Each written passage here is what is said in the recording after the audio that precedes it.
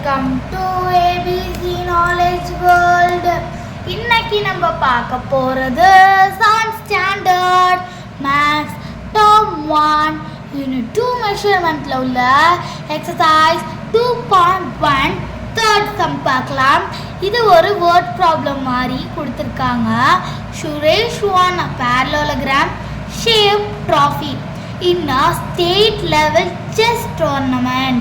She knows the area of the trophy is 735 square centimeter and its base is 21 centimeter. What is the height of the trophy அப்படின்னு கேட்குறாங்க.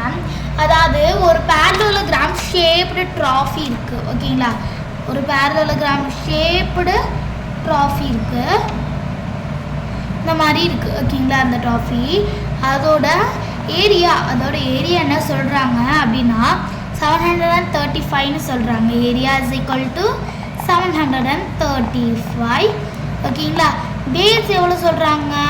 21, ஓகேங்களா? இப்போ நம்ம இது ரெண்டுத்தையும் வச்சு நம்ம அதோட ஹைட் கண்டுபிடிக்க போகிறோம். இதே மாதிரி நம்ம ஏற்கனவே ஒரு சம் பார்த்துருப்போம், அதே மாதிரி தான் அதை பண்ணணும், எதையுமே குழப்பிக்க தேவையில்லை, ஓகேங்களா? இப்போ நான் இங்கே வேர்ட் ப்ராப்ளம்னால இங்கே நான் ஒரு சென்டென்ஸ் எழுதியிருக்கேன். Area of a trophy is equal to 735 square centimeter. Base is equal to 21 centimeter. Trophy in the shape of parallelogram. So area of the parallelogram is B into H. But therefore B into H is equal to 735 square centimeter. But நம்மளுக்கு இங்கே என்ன 21 into H is equal to 735. இந்த மல்டிப்ளைல உள்ளது இந்த பக்கம் போகும்போது divide ஆகும். இப்போ 735 divided by 21. 21 3s are 63, 10, 5 வரும், 21 5s are 105. நம்மளுக்கு question 35. But therefore height is equal to 35. Therefore height is equal to 35 centimeter.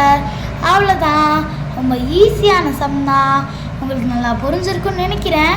நம்ம அடுத்த வீடியோவில் பார்த்துக்கலாம். Thanks for watching the video.